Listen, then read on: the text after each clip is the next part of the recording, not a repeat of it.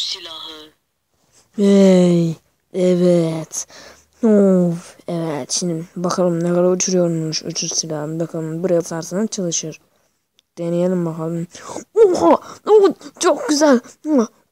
Fırlıyor. Otobüs git. Fırla. Neden olmadı? Tavuk. Neden olmuyor?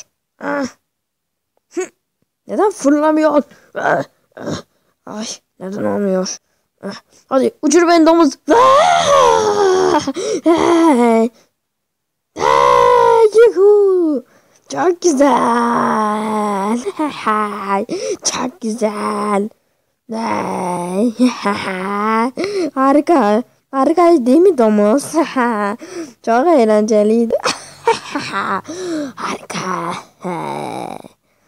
Nasılsın domuz? Harikaydı değil mi? Çok güzeldi.